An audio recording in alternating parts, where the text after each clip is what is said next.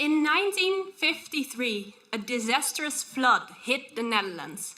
Thousands of people lost their homes, their possessions, and even their lives. Afterwards, we built the Delta Works, a big structure to keep the sea out of the Netherlands. And now we feel safe, we feel protected. But are we justified in doing so? Welcome to Studium Generale. Tonight we're here with Jeff Goodell and his book, The Water Will Come. My name is Geerte de Jong. I work for the university's Department of Sustainability, the Green Office. Jeff Goodell is a contributing editor at Rolling Stone magazine, and he's a well-known commentator on issues as energy and climate change. The Water Will Come, Rising Seas, Sinking Cities and Remaking of the Civilized World is his newest book, and he's right now in the Netherlands to tell us a little bit about it. The book was very well received. It was a New York Times critic's top book, and it was in the Washington Post top 50 of non-fiction books. So we're very pleased and honored to have him here. For tonight, we will have the lecture, and then afterwards there will be time for questions. There will be plenty of time. So if you have a question, hold on to it. With that, the floor is yours, Mr. Goodell.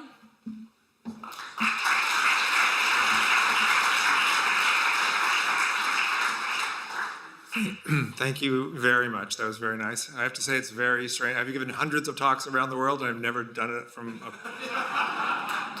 it feels biblical. Right?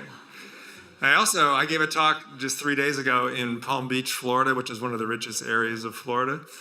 And everyone at the talk came in, valet parked their car. There was valet parking for everyone's car. Here, all of you obviously rode your bikes, which is so cool. So that's very great. And the last thing I want to say to prepare this is that for me, as an American coming to the Netherlands to talk about water, is sort of a little bit maybe someone from the Netherlands coming to America to talk about hamburgers. I mean, it's a little...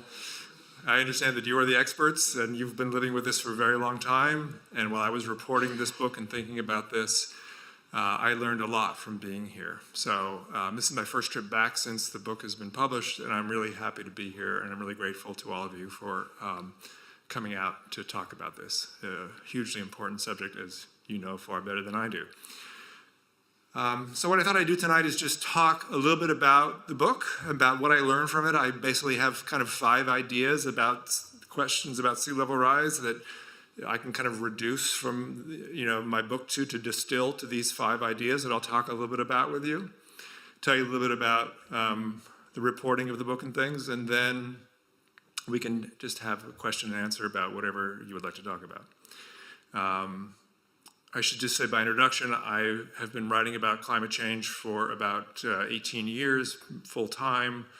I've written about every aspect of climate change, from the energy side of it to the climate impact side of it.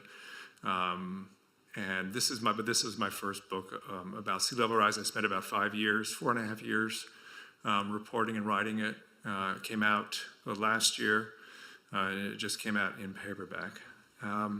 So let me start with just a kind of big picture thing that I think is sort of interesting just to frame the conversation we're going to have tonight. And one is this, which is a picture from our United States Science Agency called NOAA. The blue dot there is all the water in the world, just in one little goblet. And it's interesting because it shows you that despite the fact that 70% of the Earth's surface is covered with water, if you put it all into one place, it's not really all that much.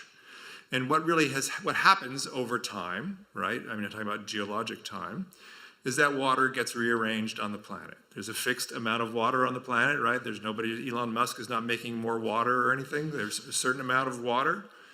And depending on where we are with the Earth's temperature, more or less of that is frozen in the poles, more or less of that has melted, is in liquid form, and the seas rise and fall depending on the temperature. But there's a fixed amount of water on the planet, which is really an idea that, frankly, I'm not sure I really totally understood before I really got into this book. The second thing I want to do, we're going to talk about sea level rise and the impacts of that, not a lot about climate change per se, we can. But I want to show you this, which is a real-time, or a historical temperature readings of the Earth from 1880 until now. You'll see it runs in real time. And you'll see that the blues are obviously the cool parts, and the yellows and oranges are warmer. And this is actual temperature records. It just gives you a sense of what's happening on our planet. And I would say pay particular attention to the north, where Greenland is, the top of the map, and we'll just run it and you can watch. So starting in, you can see the numbers up on the screen on the right. Things are pretty stable in the early part of the century. Not a lot of big changes going on. And things are starting to warm up a little bit now in mid-century. You can start to see heat being redistributed around the planet. Still, things are pretty cool. And now, watch what happens in the last 30 years or so.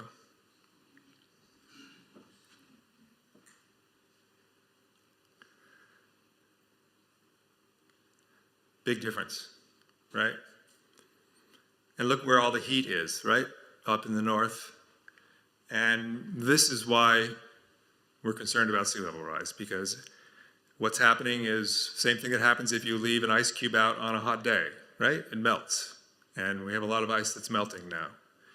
When we think about sea level rise, the thing that matters is basically water or ice that's on the land, right? Sea ice, pictures you see in the newspapers and on the internet of like Larsen B ice shelf, things like that. Those are floating ice, those don't matter.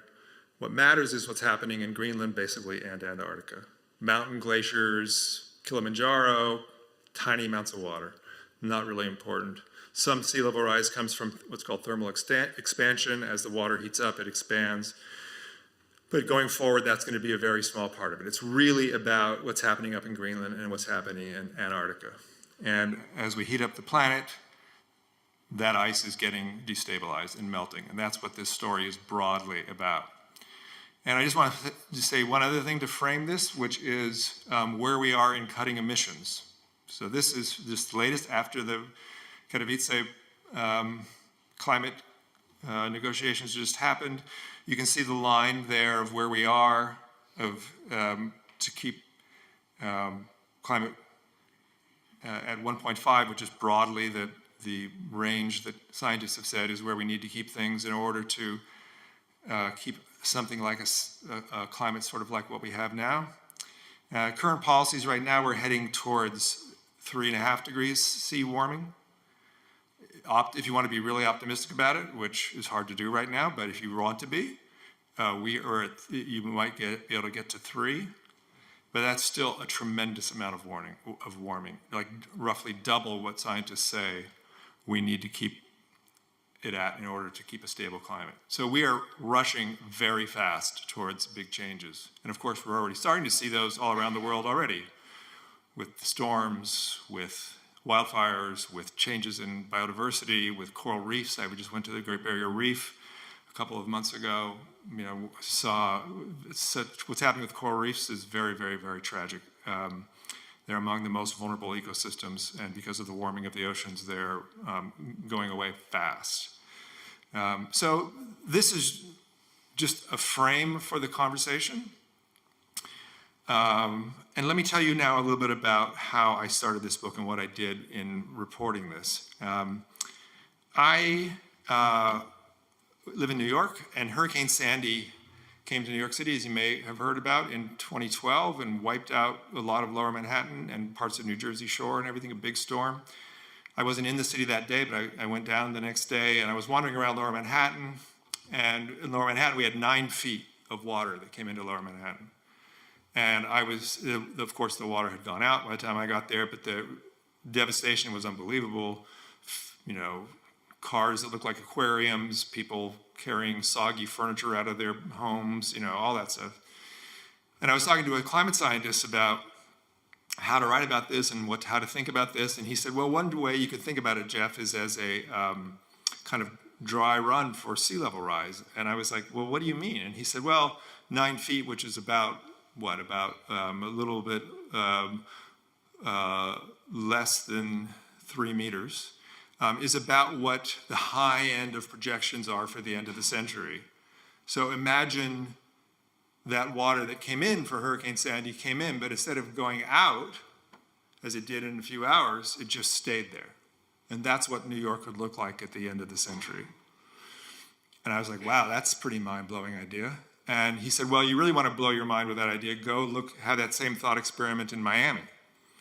So I went to Miami, and this is what I saw on a regular king tide kind of day, where you had streets already flooding. You had, it was not a hurricane, it was just a high tide, particularly high tide. And in Miami, I immediately saw that if you took climate change at all seriously, Miami is doomed. Miami, as we know it today, is doomed. There's no engineering solution. There's no fix for Miami that can kind of save Miami as we imagine it is today. It has a lot. It's all very low. It's all very flat. You have a lot of really expensive real estate built right on the water, and worst of all, it's built on a kind of porous limestone. It's like a sponge. It's like built on Swiss cheese. So you can't build any kind of walls really, because the water goes right underneath the walls and comes up the other side. So I wrote a story for Rolling Stone magazine with a very subtle title called "Goodbye Miami," which caused some attention. But it really made me think about, oh, well, what about other cities? What about the rest of the world? How are they dealing with it? What's going on in the Netherlands? What's going on in Africa? What's going on in New York and Boston and China? And that's what my book is about. I went around the world and looked at other cities, basically, and wrote about what I saw and what about how they're thinking about it and what the challenges are for different places. I, of course, went to Greenland a couple of times. You can't write about sea level rise and melting ice without going to see melting ice. I spent a lot of time up there. This is our helicopter. We were flying around.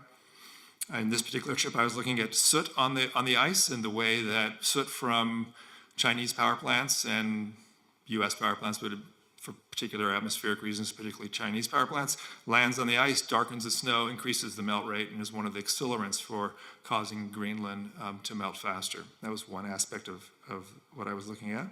I went to Venice, which everyone knows is in trouble because of water.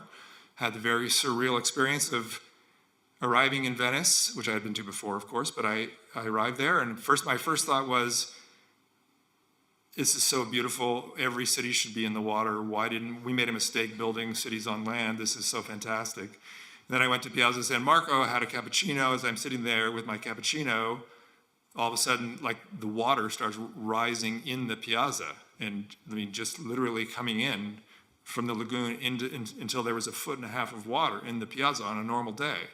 And nobody seemed freaked out about it at all. They broke the duck boards out.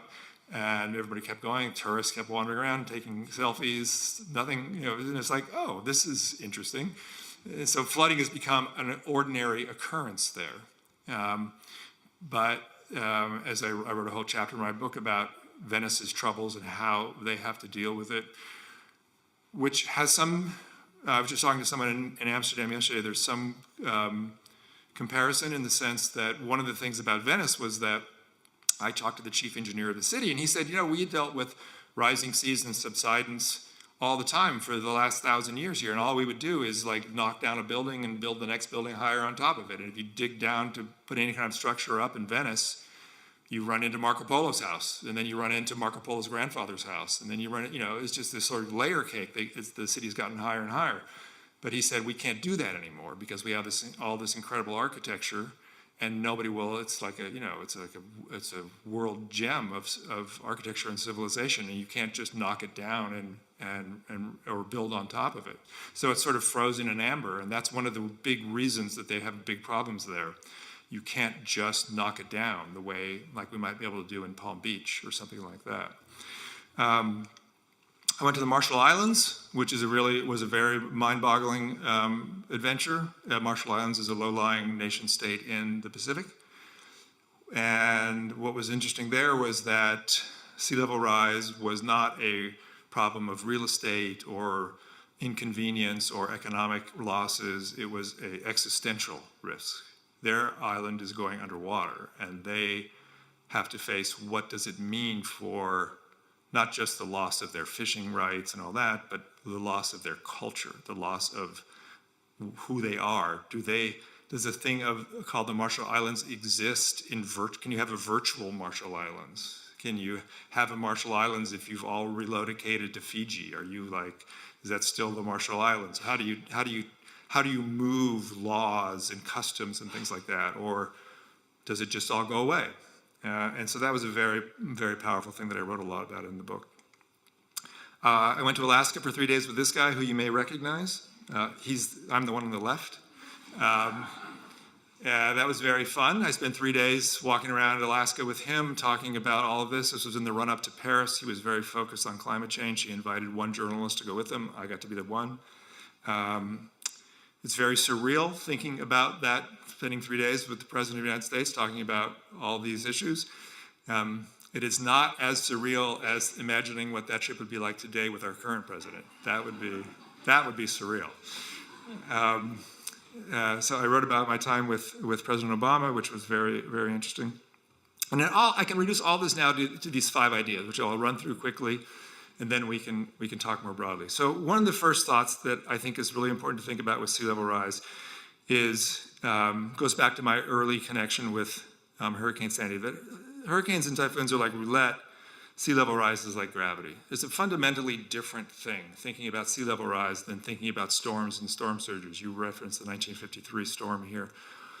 It's a different thing. Storms, the water comes in, the water goes out, you rebuild, you can rebuild in resilient ways. With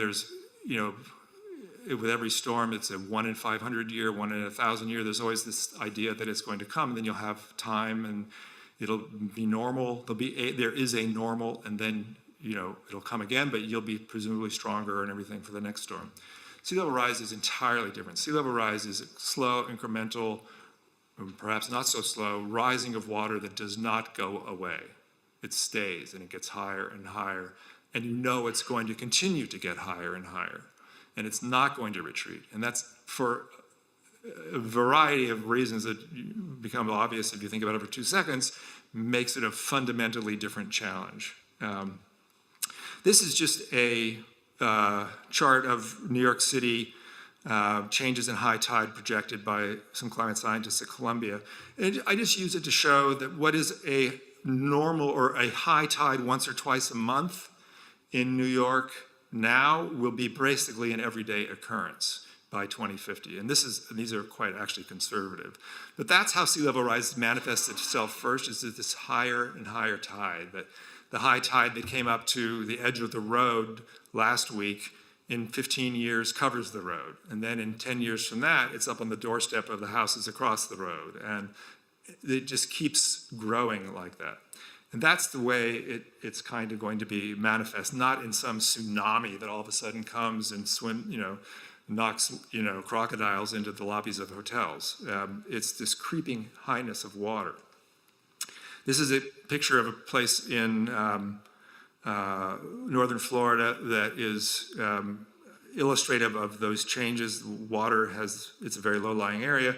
The area behind the houses used to be a road. It's not a road anymore, you can see. And these houses are slowly being swallowed up by the sea. This is not a particularly stormy day. This is just sort of normal times. And this is, they're going to be gone. They're going to be just taken away. And already the reason I took this picture, I won't go into the whole thing about it, but the issue was there was a road that connected these houses, and that road kept washing away and washing away and washing away. And the citizens of these houses, there was about 20, sued the state and said, you have to keep fixing this road. And the state said, no, we don't. It's costing us too much. We can't spend $10 million a year fixing one road for 20 houses. You built these houses in the wrong spot, and we're not responsible for keeping this road maintained. And the people in the houses said, yes, you are. When you built that road, that was public infrastructure. We paid taxes. We built our houses with the assumption that there would be a road to these houses. And not having a road is the equivalent of what we call in America a taking. It's a constitutional right to, the government cannot take your private property, and they were accusing basically the government of taking their private property by not building the road. So all of a sudden, these kinds of things bring up a lot of really complicated legal questions. I don't think it's quite the same here, but in the United States, this kind of stuff is already beginning to crop up. And what sea level rise is going to do is redraw the borders of our world.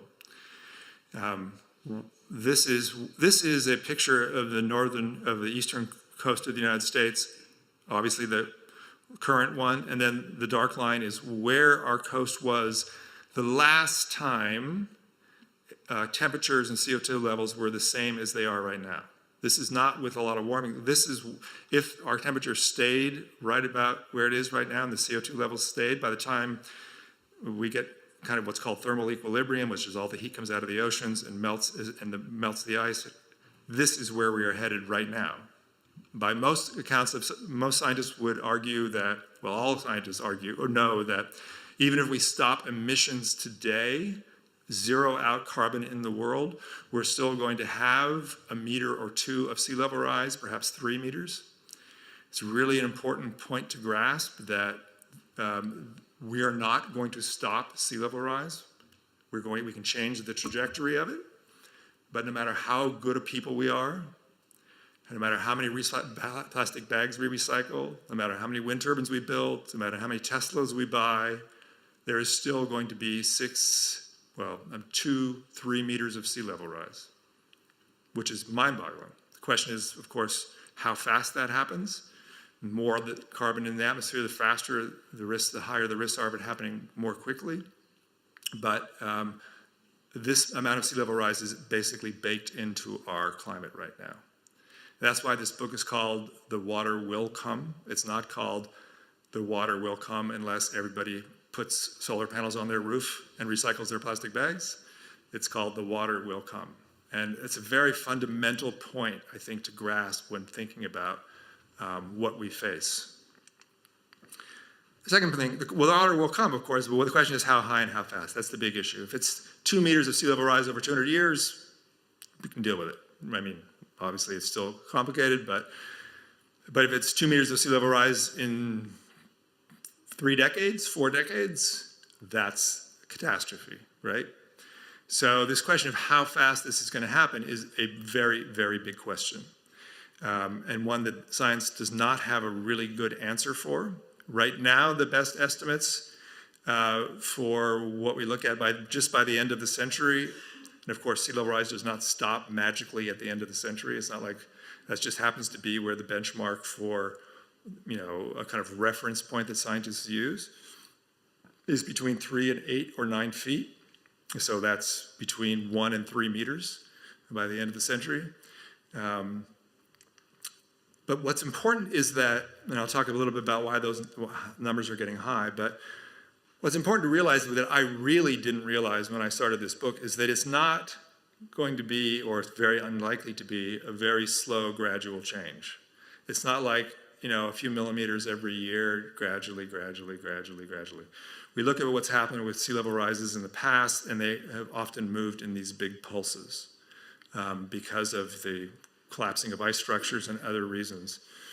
We don't know for sure that that's going to happen again, but we do know that we're pushing the system very hard. And one of the things that we're very concerned about right now is Antarctica, which I'll talk about in a minute. But at this point, at the Younger Dryas, about 14,000 years ago, we had 13 feet, which is 4 meters of sea level rise in a century. We know that, it's shown. I'm not saying it's going to happen again, but that certainly has happened. So, things could change very rapidly here, and it's not necessarily a linear projection. And the best scientists that I know are more and more concerned about this sort of rapid sea level rise scenarios that have happened in the past. I'm not going to show you too many charts, but here's one interesting chart which shows you the sort of high-end scenarios of different climate models over the years. And you can see the dates on the bottom. And you can see basically as you run to the right, them getting higher and higher. We're almost at 3 meters at in 2017, and these are all really good studies. Some of them are, everybody can say something about 1 or 2, but these are all really great science. And so, depending on how you calculate, especially Antarctica, these bars can be different, but you can see an unmistakable trend towards a higher end. Again, this is by 2100, the high-end scenarios. And the reason for that, well, let me just show you. I just want to show you this. This is I talked about Miami before, and I mentioned that Miami is doomed, and here's basically why. And so this is a picture of Miami today, and this is what Miami looks like with 7 feet of sea level rise. And when you think about the fact that basically seawalls and things like that are not possible, more or less, in Miami for all intents and purposes. I mean, there's obviously things that can be done, but not in a just wall it off kind of way. This is what it looks like. And what's really interesting about this, I don't know how very many of you are familiar with Southern Florida, but this is broadly true on all cities and places, that the water comes in unpredictable places. It's not, as you know, water moves in its own way, and it's very, obviously, kind of difficult to control. And in Southern Florida, it comes in from the west through the Everglades into Miami even more than it does from the coast. So all these people who are living on the left side of the screen there, in Hialeah and Miami Springs, and where our lovely president has a golf course out there, have no idea that they're hugely at risk from sea level rise. And that's broadly true in many places around the world. A lot of the people who are most at risk don't know it. And I want to talk just for a minute. I want to get a little bit geeky on ice science here for just 1 minute. I'm going to Antarctica, to this place I'm going to talk about right now, next week for 2 months. I'm going on a joint U.S.-British, what they call an emergency research trip to find out what's happening in West Antarctica. Because broadly, when you think about the ice sheets, all the concern up until about 7 or 8 years ago was in Greenland. Greenland we knew is melting. You can fly over Greenland. You can see the water pooling on the top of the surface. It's very obvious that Greenland is melting. The question is how fast. There were some questions about ice dynamics, about friction on the bottom of the glaciers and things like that as to how fast they will slide into the ocean. But the range of predictability was pretty straightforward. There was a lot to learn, but there was no out-of-the-box, like, oh shit ideas about Greenland, really. And everyone thought Antarctica was pretty stable, pretty cold, very, very cold down there. Many of you may know about this, but there's no water pooling there. There's no surface melting. As many people know, it snows down there frequently. There's buildup of snow in many areas. And it was always seen that Antarctica is like a 1,000-year problem. That's down the line. And so, but what's happened recently, and the reason I'm going there, and the reason these climate sea level rise projections are getting higher, is that we're finding out that Antarctica is not only not stable, but dramatically unstable in a new kind of way that's very different than Greenland. And I'll tell you a little bit about what that is. So right now, the place and this is where I'm going, and also the place that is most at risk is a place called Thwaites Glacier, which sounds like a glacier. Just doesn't sound like it. Given the scale of Antarctica, it's hard to bend your mind around how big this glacier is. It's very big. I think the front of it is about 800 miles across, and it gets as much as 2.5 miles thick as it goes back. But this glacier is like a cork for much of West Antarctica. And if this glacier goes, then a lot of the other glaciers all of a sudden on the whole peninsula become, not the peninsula, on the coast, because the peninsula is farther up, become unstable. And there's a concern about what's called marine ice cliff collapse. So in Greenland, you have the ice melting like an ice cube does on a hot day. It melts, makes a puddle of water and all that. What we're concerned about in Antarctica is a kind of ice cliff collapse, which I'll show you a little bit about. So what's happening there now is this. You have warming. There was just a big report out 2 days ago I just wrote about how scientists have seen that the warming of the ocean is far greater than they really understood because they were not able to measure the deep heat content. Well, changes just of a few degrees is allowing the ocean to get over the edge of what's called the grounding line in Antarctica, which is where the ice sheet rests on the ground. And it's melting, and it's letting the water go down underneath. And Antarctica is not built, it has been compressed by the weight of the glaciers for many hundreds of thousands of years. So it has a lip, and then it goes down the bottom of this, instead of curving up in this drawing, should go down at a strong slope. So once the water starts going underneath, it goes way back. And it's starting to melt these glaciers from below in a way that you can't see from the surface, but scientists have been able to figure out by seismic imaging and other things. And this is what they're concerned about, is that as it starts to melt from below, these ice sheets fracture. They become unstable because of the movement and everything from below. And you get this thing called ice cliff collapse. And so instead of melting into the ocean, you get basically a gigantic cube of ice trays tossed into, a drink. I mean, that's one way to think about it. You have this huge amounts of ice that can potentially collapse into the sea. And that can potentially happen very quickly. And the risk of this, as many scientists have explained to me, is probably the most serious tipping point, not just in sea level rise, but in all of the climate system right now. And it just happens that it's connected with sea level rise. So that's what I'm going down. That's the scientists I'm going with next week for 2 months are going to be down there looking at. They're going to do all kinds of imaging and studying of the ice sheet to see what more they can learn. It's a very remote part of Antarctica. But it's this kind of thing that is raising these bars on these sea level rise projections. The third thought is that with sea level rise, I always thought this too. It's like, okay, yeah, it's a problem when you have, sharks swimming through the lobby of hotels and things. That's not good. But until then, it's fine. We'll deal with it, right? But it turns out that that's really not true. And even small amounts of higher tides and sea level rise cause all kinds of problems, as many of you probably know as well as anyone.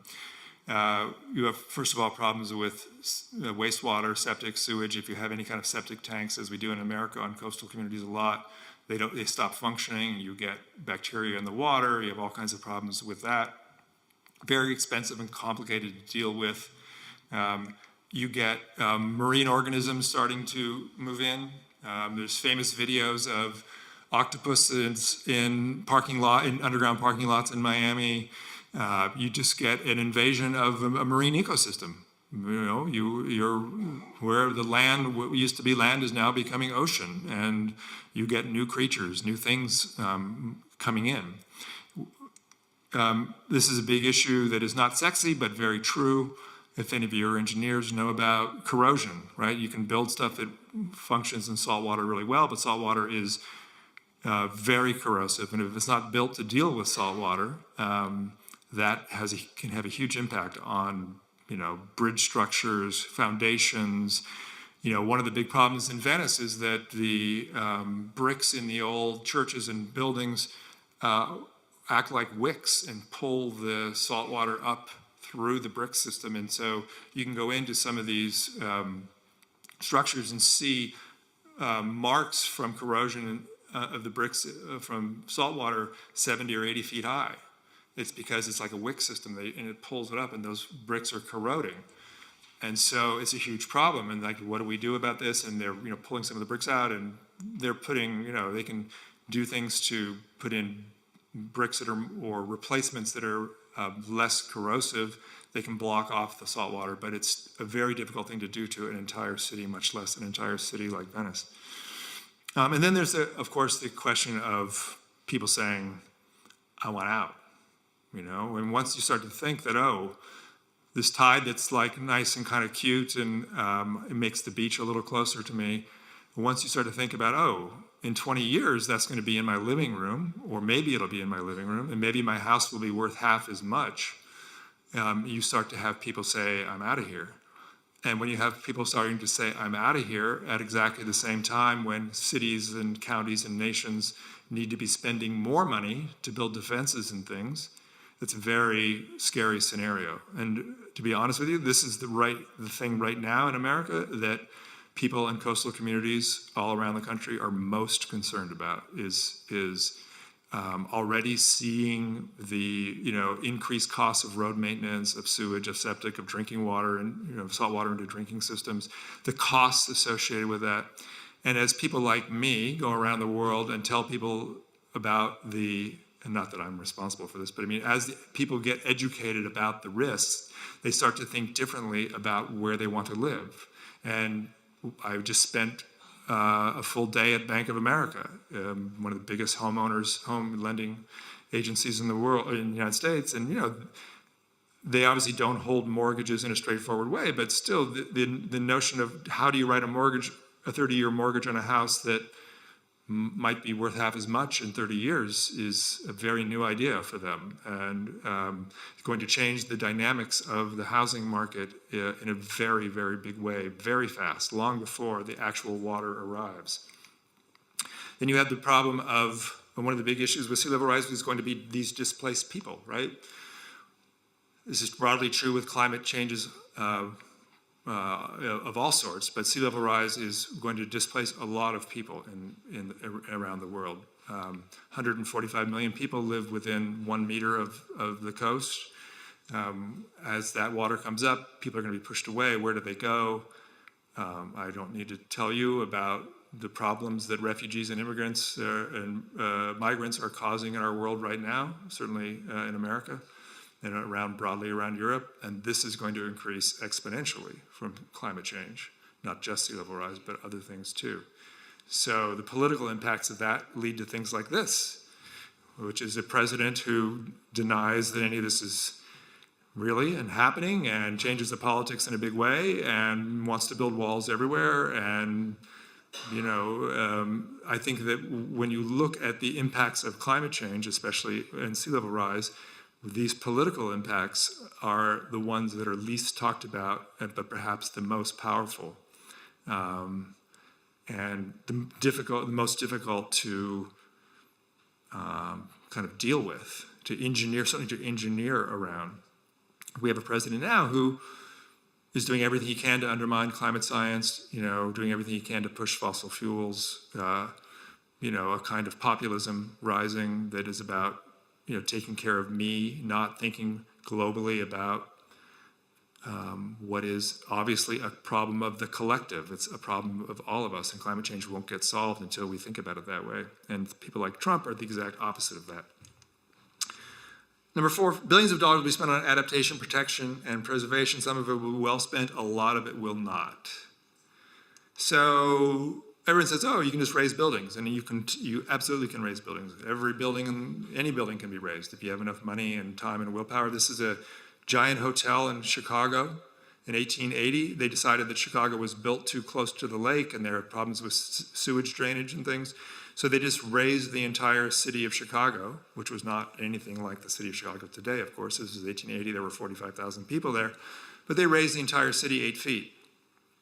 And they did it with guys with wooden corkscrews. And this building here is called the Tremont Hotel, a big brick hotel, 400 rooms, never even closed. People were drinking tea as the building went up.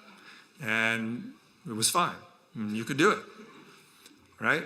But raising Chicago in 1880 is very different than raising Amsterdam or raising Miami or raising New York in 2017 or 2018 or 2020 or whatever year, right? Still, of course, this is the favorite solution. This is a picture I took on the Jersey Shore. Everybody is raising their houses. This person's probably going to be fine for a while. But the question is, do you want to live in a place like that if the guy next to you has not elevated his house and decides to leave and abandon it, and it becomes a little, a kind of abandoned house, with, fish in it and God knows what else? And, do you want to live in your house that's high up on the stilts if the road getting there is flooded and you can't get there and the schools are closed because there's no population there anymore? So it's not just about how do I take care of my place? It's about how do you create a community and adapt a full community that is a place that you still want to live. And raising buildings can be a part of that, but it's also a kind of equivalent of a wall in a way, in that it's about me and what can I do for me. And the me is less valuable when the us is not part of the solution also. In Miami, we're doing, Americans are doing elevating streets, changing drainage, trying to gradually raise the city higher and higher. But there's already a lot of pushback against that. They've spent $500 million in bonds and done about 20 blocks, which is maybe 1/500th of Miami Beach. And there's already people are complaining about taxes, about construction on the streets. You have these weird things where the street's really high and the shops are down below, and you have these pumps that supposedly keep the water out of these low areas where it drains, but then the pumps fail, or people get pissed off because the pumps are in neighborhoods and they're giant diesel generators and they make a lot of noise and they don't want them around, and it's just become a very complex political issue. They started doing this about 4 years ago. They've stopped now because people are so upset about it. You know, they have problems with streets being elevated, and then it drains funnily at the end of the street. All of a sudden, this place that used to not be flooded is now flooded because they've changed the drainage patterns. The people in that neighborhood are really pissed off. You know, it's like war. And this is war in the best sense. They're trying to fix it. This is, you know, the kind of baby steps towards trying to elevate Miami Beach. But it's emblematic of the kind of problems that come with adapting to this. And then there's the good old-fashioned wall, right? So one of the things that happened after Hurricane Sandy, you know, I mentioned Lower Manhattan, most valuable real estate in the world. They decided to build a thing, a Danish architect. They had a rebuild by design competition to figure out the sort of best ways of protecting vulnerable areas of New York. And the one for Lower Manhattan was won by a Danish architect, a very famous Danish architect. And we're going to, you know, in theory, we're going to build what amounts to a wall around all of Lower Manhattan. We don't know exactly how much it's going to cost yet. It keeps getting pushed back and pushed back. This is one of the renderings, which always, if any of you are architects or engineers know, rarely exactly look like what gets built. But this is the dream idea of it. It's a kind of park-like border, right? With, you know, higher embankments and things like that, that extends the sort of usefulness of the city while protecting it at the same time.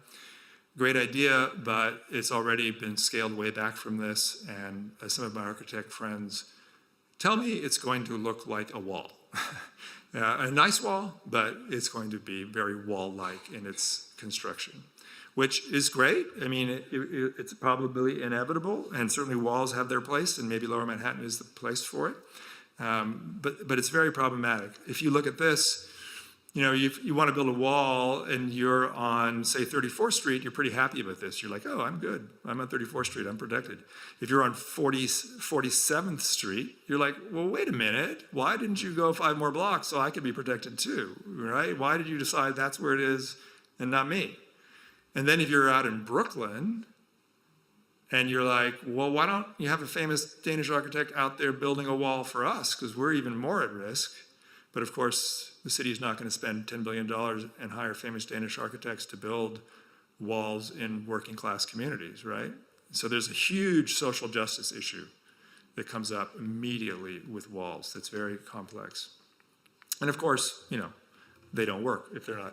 Eventually, I mean, this is obviously a primitive kind of wall, but the force of water erosion and things like that is very, very powerful. In Venice, I mentioned the problems there. One of the things they try to do have done, is build a barrier between the lagoon and the sea that is called the Mosey Barrier. And it's one of the engineers on the project described it to me as the Ferrari on the seafloor. The idea is it's a very fancy wall that is down when there's low tides and they don't need it. When there's high tide, storm surges, it comes up, it protects the city as long as it's necessary, and then it vanishes and goes down. You don't have to look at it. It's very cool, all that kind of thing. At least two major problems with it. One is it was very expensive, $6 billion, $6.5 billion. About $1 billion of that went to ski condos for contractors and politicians through corruption. I think 400 people went to jail on corruption charges on this. The other is that they didn't really factor in sea level rise when they built it. They spent 25 years engineering it. They factored in about 6 inches of sea level rise. So they're spending $7 billion on a thing they spent 25 years engineering and they still haven't got built. Probably won't be really done for another 5 years for something that's going to be outdated very soon. And so this brings up this question of how do you build large engineering structures to protect areas, cities, even incredibly valuable places like Venice when you have these scenarios of change. You know, if if God came down and said, you will have 3 feet of sea level rise by 2100, it'd be pretty simple to engineer to that. You could make decisions. You could say, okay, 3 feet, this place, we're not doing anything. This, we're building a wall. You could make rational decisions. But when scientists are saying, well, it could be 1 meter, it could be 3 meters, how do you think about that? I mean, there are interesting ways of thinking about it, but it's a different mindset, and it was not the mindset used here in Venice.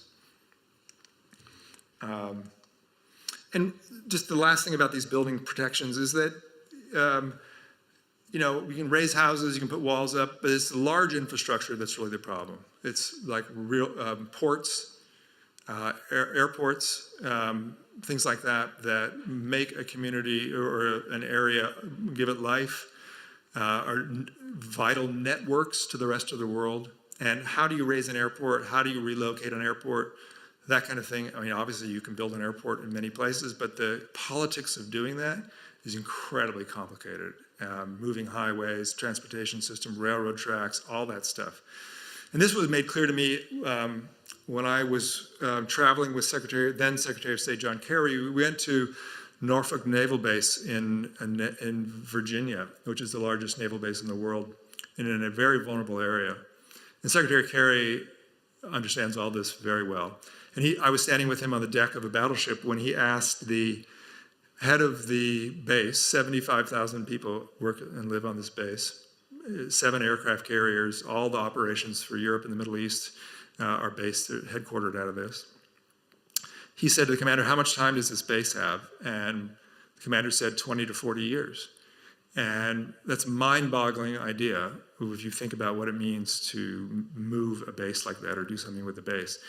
And what the Navy has figured out, which is a very fundamental thing about when you think about what's going to happen as these waters rise and how cities will protect themselves, is that the Pentagon has tons of money. I mean, they could build walls, they could protect the base, no problem.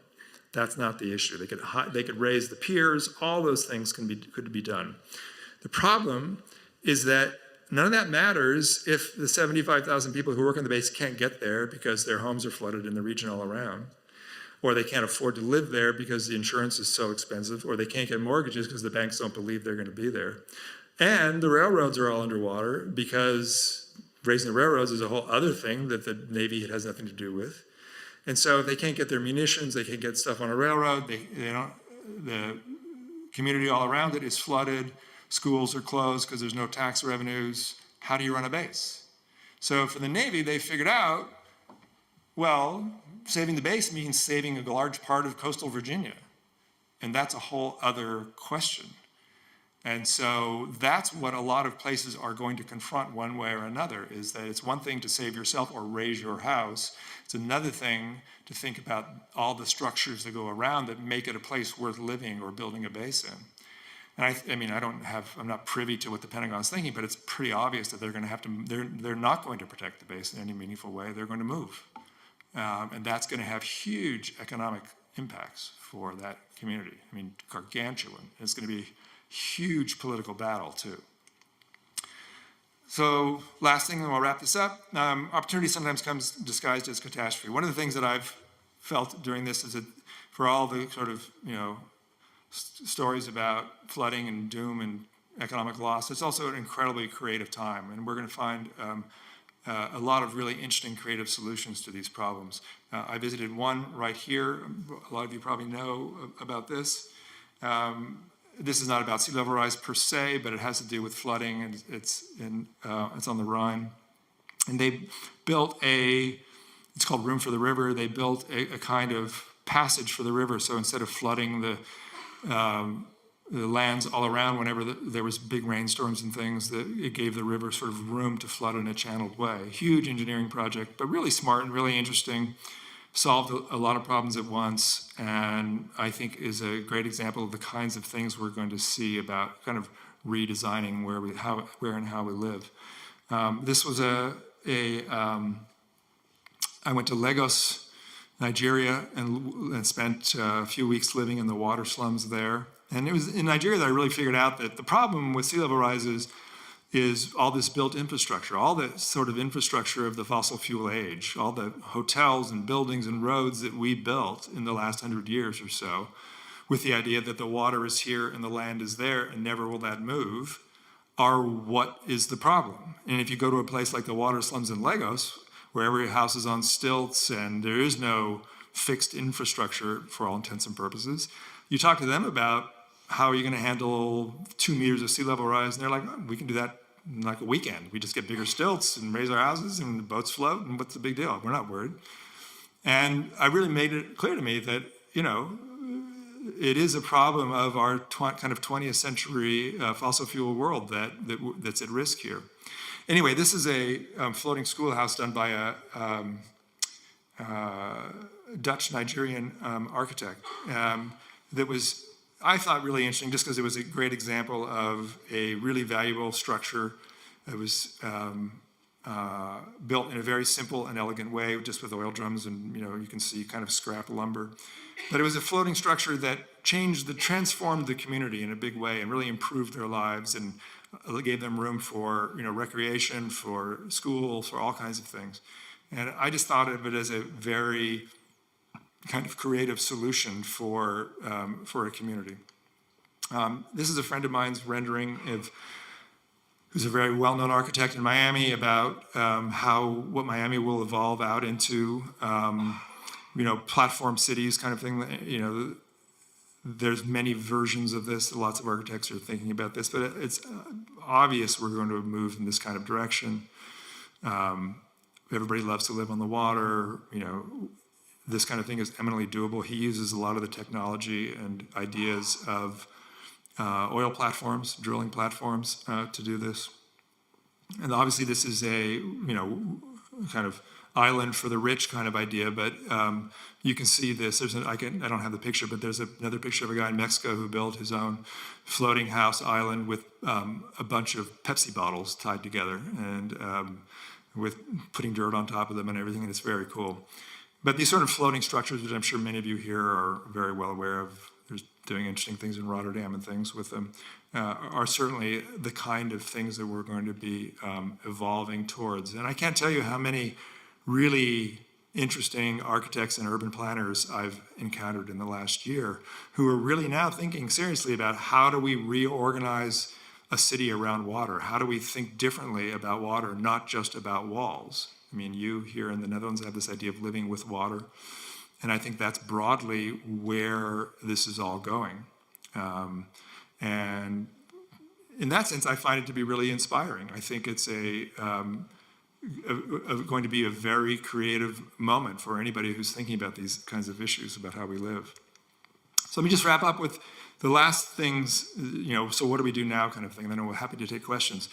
So to me, it comes down to a couple of things. One is that this is not an alien invasion, dealing with this. It's not, we don't have to invent gamma guns and, weird things that shoot green lasers or anything. It's just like, we know how to do all this stuff. We know how to build in different places. We know how to build in higher ground. We know how to think differently. It's all about politics, really. It's not about technology. It's about changing the politics of how we think about a place and the economic structures about this, which is, in one way, a kind of relief that it doesn't require, cheaper solar panels. Cheaper solar panels are important for all kinds of reasons, but when we think about adapting to sea level rise, it's not that kind of innovation that we're waiting for. It's political. It's changing tax structures, zoning, all that kind of thing. Second thing is cutting carbon pollution fast. I really want to underscore this because I've said that we're going to get the sea level rise anyway, which is absolutely true. But it's also true that the more we push the system, the more carbon we put in the atmosphere, the higher the risk bars go, the more ultimately sea level rise we're going to see in the long run, and potentially the faster it will go. So I don't want anyone to come away from here saying in any way that I'm saying it's not important to cut carbon. It is important to cut carbon, but it's also really important to realize that no matter how fast we cut carbon, there's still a lot of sea level rise, 2 meters at least, built into the system right now. And we're not going to fix that. So we have to do two things at once. Making risk transparent to everyone. I think that, A lot of people, everyone, after every talk, at least 10 people ask me, probably not here, but in America, should I sell my house? You know, what do I do? You know, where do I move?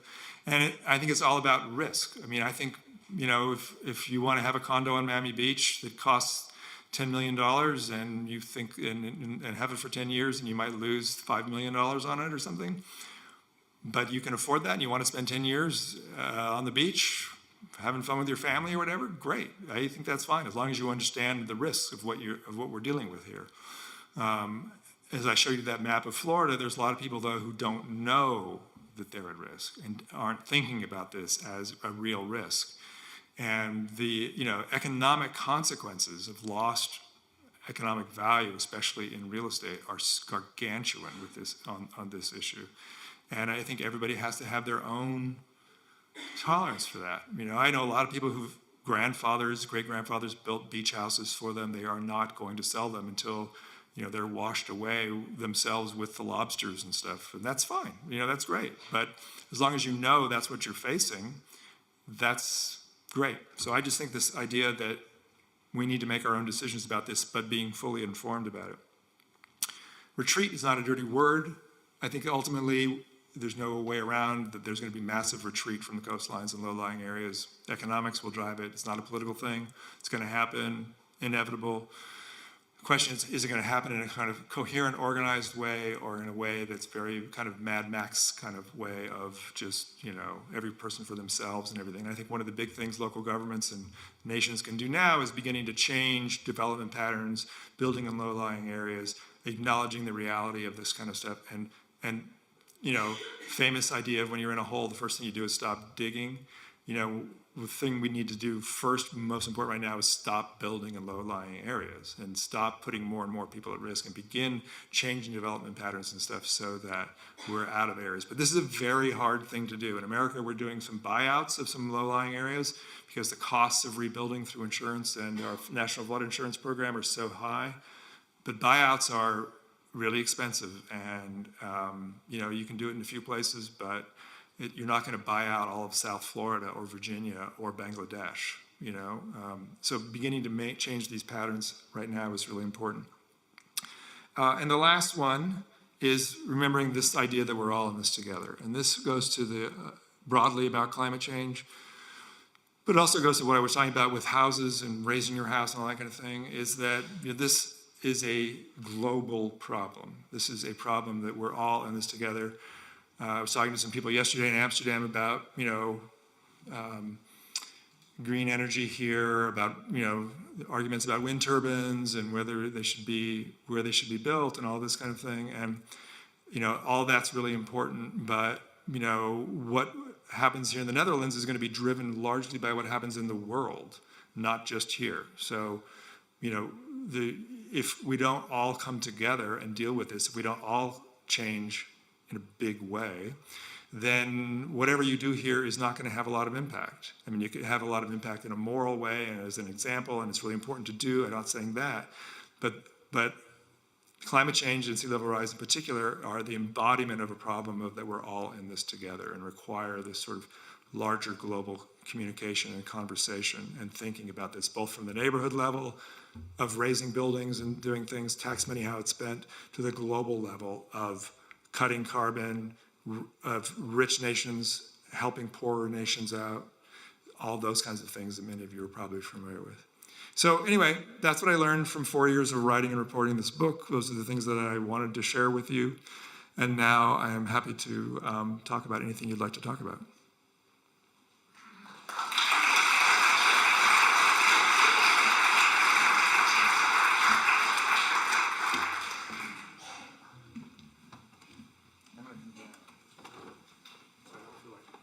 So you can come down.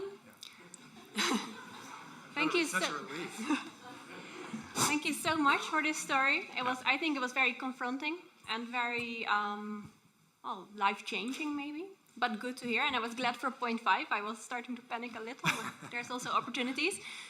We have time for some questions from the room. So is there anyone who has a question for Jeff Goodell? Please raise your hand and Gus will come by. Nobody. It was completely clear, Jeff. I see a question. My question is, so as far as I've understood you, and of course, it becomes kind of obvious, is that some kind of environmental revolution in some kind of is needed, because, well, carbon has to be, it has to be cut, like, there has to be done something very quickly. And you have also mentioned certain different areas where, of course, changes can happen. Of course, often, famously, you've well named Elon Musk. I don't know if he's the best example, but with Tesla, where you have something, companies or entrepreneurial activities that do something against it. Of course, governments and also like on a global level. But I think in the past years, you also see more and more trends on an individual level where people become more and more aware and do their consumer choices kind of regulate what, for example, they buy. And my question is, can you, if you need this, if you see the need for this environmental revolution, where do you think a spark or the dominant force for this has to come from? What has to be, well, what has to be kind of the start of this? Is it the governments? Do we need more, activity from companies, or is it us? I think it's all of those things simultaneously times 10, you know. I don't think that this is a issue that individuals can solve, you know, no matter how many good consumer choices you make. The scale of this is not, doable without political leadership, but without community and public support, political leaders will never do it. So those need to work together. Corporations need to see it in their interest to make big changes. They have a lot of power and swing in our world right now, of course. They need to see this as important for them. And all these things are happening, right? The thing with climate change is that everyone knows that this is an issue. Everyone is thinking differently. I'm sure you know lots of people who are eating less meat, or I guess everybody's riding their bikes here. That's not an issue. But, in America, people are riding their bikes more and, buying more efficient cars and putting in light bulbs that are useful. I mean, all this stuff is happening. No question, internal combustion engine is going to be gone. The trend toward electric cars is very obvious. It's going to happen. Fossil fuels, are going to become less and less part of our world. All that is happening. The problem is the race against time thing. The problem is that climate change, CO2 pollution is very different than regular pollution, right? I grew up in California. When I was a kid, I couldn't see the mountains around where I live because the air pollution was so bad. And then they passed laws, they put catalytic converters on cars. 10 years, air is clear, I can go home now and I can see every tree on the mountain. It's really great. But carbon is not like that. You put carbon in the atmosphere and it stays up there for hundreds and thousands of years and you don't get it out. It doesn't fall out. And you can't there are ideas about pulling carbon out of the atmosphere, but they're very expensive and complex and they're never gonna work to the scale that we need them to. So it's a fundamentally different problem. So every ton of carbon that we put in the atmosphere now is changing our world for hundreds, if not thousands of years. And so we're front loading all of this changes. A lot of people think, oh, we'll just solve this. Especially in America, like some cool gizmo, Elon Musk will build some carbon thing that everybody will wear on their wrists or something and it'll fix the problem, right? We have this sort of gizmo culture, like there's an app for that, right? Isn't there like a sea level rise app, But that's not what's gonna happen. There is no app for sea level rise. There is no fix in that simple sense for putting carbon in the atmosphere other than the hard work of changing our world. And that front loading and the race against putting more and more in the atmosphere is what makes this challenge so hard. So a question in the front, I think. Yes, Mr. Goodell, thank you very much for this excellent vision and lecture. What I was wondering is, where do the models reckon with the risk of flooding rivers? Because when the main issue is that the ice is melting, so the sea level rise, water is expanding, so the sea level rise. But the good news is it's getting warmer, so there's evaporation. Good news, the sea level will go down again. But that's a blessing in disguise, because when the water in the atmosphere will come to the land and go down again as rain and comes to the harbor, then you get attacked from both sides. Yeah. Well, let me clarify one thing is that we're not going to there's not going to be a compensation of sea level rise by increased evaporation. So the evaporation changes because of the warming of the planet are not going to have any real impact of any sort on sea level rise. So that's going to happen anyway. But you're right in the sense that what we're facing is a world where you do have higher evaporation rates because of hotter, warmer air, which is changing precipitation patterns and rainfall patterns. That's one of the things that's happening with hurricanes is you're getting much more water in them. We had with Hurricane Harvey in Houston in 2017, we had 60 inches, which is what, 2 meters of rain in one storm, huge amount. And so in places like the Netherlands, I know from talking to people here that that's a huge concern because you have problems of drainage as the sea levels go higher, rivers drainage changes, right? Because the rivers are not dumping into the sea at the same level. Water is getting pushed back up. It's why, for example, London is one of the most at-risk cities in the world, not because it's obviously on the coast, but because of the Thames backing up. And so they're trying to think about barriers to do that and how you manage that. But you have water backing up in rivers as the seas rise, and then you have more increased precipitation events. So you have more dramatic rainfall. And that is the nightmare scenario from the people that I've talked to here, they're most concerned about is big high tide storm surges at the same time as you have a massive precipitation event. And then the water has nowhere to go, and all of a sudden, half of the Netherlands is underwater. And as the sea levels get higher and higher, the risk of that gets greater and greater, because the higher the seas are, the more the rivers are backed up, the less rain it takes to cause this kind of massive flooding. And that, I think, is the big concern here. Yeah. So we will have to retreat even further. Well, I don't want to say, what you'll have to do, but I think a retreat of some sort in places is inevitable. I don't know. It's easy to see how you might manage, you meaning the Netherlands or other coastal places, a 1 meter kind of sea level rise. But when you start thinking about more than that, it's hard to think about how that gets managed in a way that, obviously it can be in places, but it's going to change the topography and the way you live here in a very big way. And it's going to require radically different thinking. And that's why this notion of living with water rather than trying to build barriers and walls and things is originated here. Right? Thank you. Yes, I see a question here. Thank you. You ended your story with a quote. The quote was, "We are all in this together." But aren't we only small mammals with an old-fashioned vertebrate brain? Will we not choose for ourselves in the end when the situation becomes worse? Will we not? Yes, we will choose for ourselves, unfortunately. And that's what a lot of the stuff we're seeing happen, right?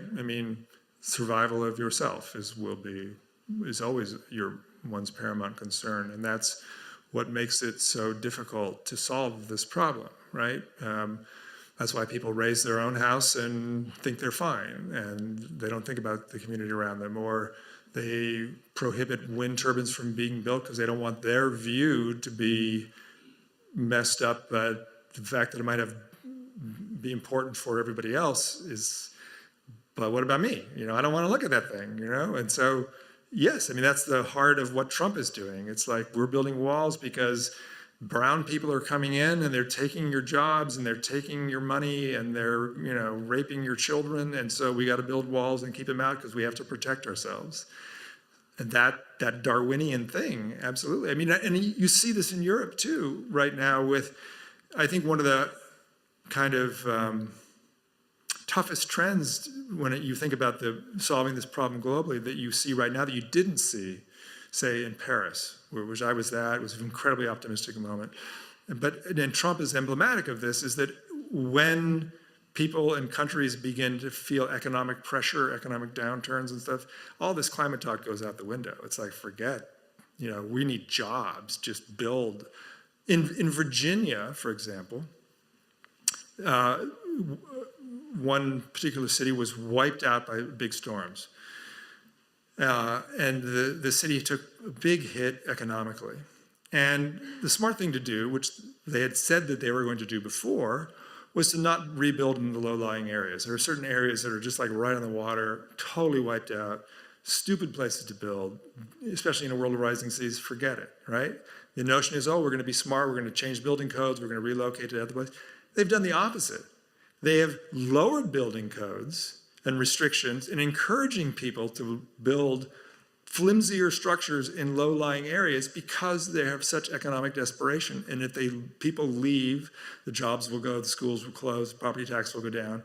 So they're actually giving tax incentives and variances on building codes in order for people to build in more risky places, which is just the definition of insanity on this. But that's the way a lot of this goes. So that's a very upbeat way of thinking about this, but it is true. This, the economic imperative of taking care of yourself, whether it's your own family or your own nation, I think we're seeing trumps the moral and economic imperative of taking care of this larger issue for all of us.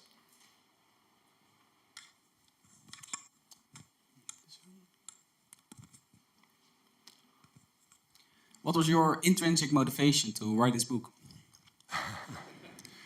Well, so I've been writing about climate change for a long time, and everybody asks me, like, God, isn't this so depressing? Like, why don't you, like, want to go, like, play basketball or write about, like, something fun, or inspiring? And I actually do find this inspiring for all the reasons that I talked about. But as a journalist, I think that this is the great story of our time. I mean, I think that how we're going to rebuild our energy system and rebuild how we live in a rapidly changing world is the story, the greatest story civilization has ever, the greatest challenge civilization has ever faced, and the great story of our time, way more important, in my view, than terrorism and all these kinds of things.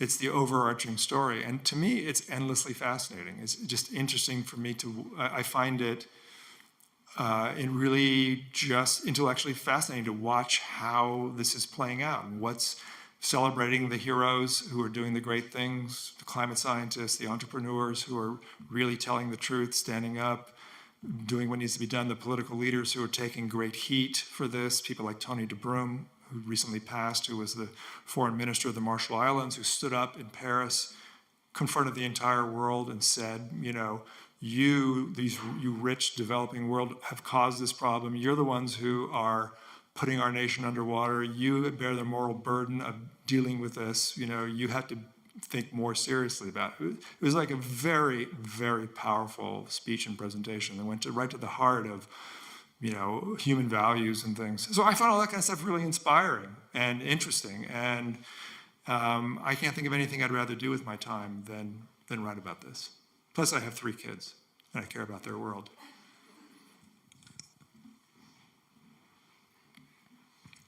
Well, first of all, thank you very much for this. I always found it more challenging than understanding the sciences to actually make it in an accessible story, so I really appreciate that.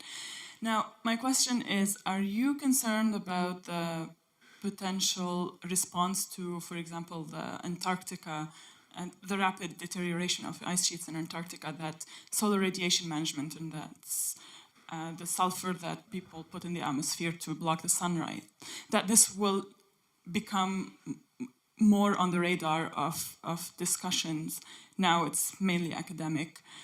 And are you concerned about that? And what do you think about people who are trying to push this despite their well intentions, that they may be misled or? Well, funny you should ask, because my previous book was all about that. The book I read before this was called How to Cool a Planet, which is all about this idea of geoengineering, solar engineering. For those of you who don't know about this, it's basically the idea of building what amount to, there's various kinds of geoengineering, broadly refers to all kinds of technologies to try to manufacture clouds and things like that. But the real thing that she's talking about, and is the real issue right now, is what solar radiation management. And what it amounts to is building essentially artificial, or using the same idea as volcanoes use. So we know from eruption of Mount Pinatubo in the Philippines in 1992 that, well, we know for lots of reasons that volcanoes shoot a lot of sulfate particles high into the stratosphere. And with Pinatubo in 92, it lowered the temperature of the Earth by about a degree or so for an entire year. So one of the ideas that a lot of not a lot of scientists, some scientists have and some politicians have, is that one way to deal with the problem of our warming planet is to put sulfate particles high in the stratosphere and have them reflect away. All they need to do is reflect away essentially 1% to 2% of the sunlight, which would lower the amount. It's like just like opening a parasol on a sunny day. It's kind of shade, and it would help lower the temperatures on the planet. However, as you can probably guess, well, first of all, it's not technologically difficult to think really about doing this. You can do it with a fleet of high-altitude aircraft and some relatively simple spraying devices attached to those aircraft. The problem with it is, as you can imagine if you think about it for a moment, is you start monkeying with the planet in a big way, what the real implications of this changing in the heat dynamics of the planet will be, how it'll shift monsoons around, what the implications of that. If you shift the monsoons, the pattern of the monsoons, 100 miles, that has huge implications for many cultures that are dependent upon these monsoon rains. You have the problem of this being a kind of techno fix that allows people to keep burning carbon, which is the real problem. And so they think, oh, we'll just have the airplanes up there and we'll deal with this, instead of trying to really move quickly off of fossil fuels. You have the problem of a huge problem that I didn't talk about at all here, but many of you probably know about, is ocean acidification. Carbon in the atmosphere, carbon dioxide is an acid. It goes into the ocean, it turns the oceans more acidic. It's one of the big reasons why coral reefs are going away. Huge problems of potential ecosystem collapse in the oceans because of ocean acidification. Geoengineering does nothing for that. And then worst of all, or most challenging of all, is like, who gets to decide how much sulfate you put up there? Whose hand is on? What you're essentially doing is building a global thermostat. And who gets to decide? I fight with my kids about our thermostat in our house. Imagine the planet, right? It's like, no, I want it 2 degrees more. No, I want it, you can imagine how that goes, right? So that brings up a lot of really complicated questions. However, the long way of saying this, and I'm not endorsing this, I wrote a whole book about the dangers of it. I think it's inevitable. I think we're going to do it, hopefully in a slow and modest way with good scientists doing good research. But I think that the impacts of climate change are going to get so dramatic so fast that there's going to be a big political push to do something about this. And this is basically one of the only things you can do in a real-time thing that could actually have an impact, that has political appeal and things like that. I don't think it's going to happen next year, but I think I wouldn't doubt in a decade or so we might start doing this in some modest ways. And I just hope that we have good scientists and that it's done in the right way rather than in the wrong way. But I would encourage you to look at my book. It will tell you all about all these issues. So a question all the way in the back. All the way in the back. Mr. Goodell, thank you for your very interesting speech. At first, I was afraid to come, afraid of the title of your speech. I'm more afraid to go even after listening to you. But I need you, or I would like to ask you to help me understand why the melting of the ice in Antarctica and on the North Pole creates 3 meters. What is it? Just please I would like you to help me understand that. Why is the melting of the ice causing 3 meters or 1 meter of elevation? Well, it's a simple calculation basically of volume of ice that goes into the water. I mean, it just gives you a feeling for how much ice there is in those places, right? So one way of thinking about it is my friend Richard Alley, who's arguably the best ice scientist in the world, a very conservative guy who argues that we could see 3 meters. I think I mentioned him earlier. He's done the calculation that if every human being on the planet, all 7.5 billion of us, jumped in the water simultaneously, we would raise sea levels about 1/8 of an inch. So I tell you that just to give you a sense of how much ice it requires to raise sea levels 1 meter or 2. But these ice sheets in these places, if you haven't been there, it's hard to bend your mind around them, but they're enormous. This glacier that I'm going to see, Thwaites Glacier, next week is, in the front of it is 800 miles long, and in some places it's 3 miles deep. All of Antarctica, if all of Antarctica goes, which of course is not going to happen for thousands of years because it's huge and it's a giant continent, but there's 200 feet of sea level rise just in Antarctica, and another 70 feet or 75 feet in Greenland. So it's just a question of, it's a sheer volume calculation, but it just is an interesting way of just trying to conceptualize just how much ice we're talking about here. So time flies. We have time for one last question, I would say, and let's do one on this side. This gentleman in the gray sweater. Over here. Yes. Thank you, Mr. Goodell, for your speech. You showed us a lot of dramatic slides. The one I was most worried about is the one with the sea levels, the historic sea levels. And I've got a question about that's related to the CO2 content in our atmosphere. As far as I know, during the ice ages, there was something like 180 parts per million CO2 in the atmosphere, low levels. The interglacial period, let's say the pre-industrial levels, were something like 280, so there's 100 more. In the meantime, we are up to 400 plus in our world. So we added ourselves something like 120 to that pre-industrial level. Still, if you calculate look at the temperature differences between interglacials and ice ages, then we talk about something like 6 degrees, roughly. And why is it only 3 degrees that we expect nowadays? And not those enormous, related to that, not those enormous sea level rises as in your picture of tens of meters?